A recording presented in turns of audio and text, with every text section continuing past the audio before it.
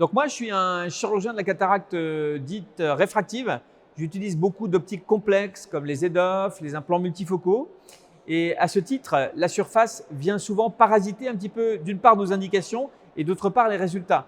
Donc, on est particulièrement sensibilisé, et je dois dire grâce à la cause depuis 3 ans, mon niveau de compétence aussi à cette sensibilisation a augmenté. Pour dire, ça touche environ 80% des patients à l'âge de la cataracte, les troubles de la surface oculaire. Donc, c'est la majorité de mes patients, c'est 8 patients sur 10 que je dois gérer de ce côté-là. Je suis très, très heureux d'être là. C'est ma 3e participation et j'apprécie de plus en plus. La qualité du congrès s'est encore améliorée. Les messages sont de plus en plus clairs et je trouve que le niveau en compétences, y compris de l'auditoire, a augmenté. Donc, un réel plaisir.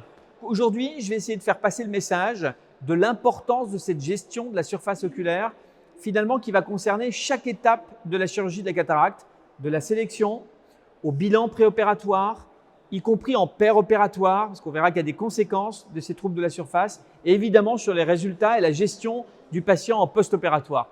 Je ne dirais pas que la sécheresse oculaire est de plus en plus fréquente, je dirais qu'elle est de plus en plus prise en compte et de moins sous-estimée par nos collègues. Et dans ma pratique, concernant les patients souffrant de cataracte, je sais que ça concerne entre 50 voire 80% de mes patients à l'âge de la chirurgie de la cataracte. Donc c'est dire que c'est une majorité de mes patients qui sont concernés par ce problème.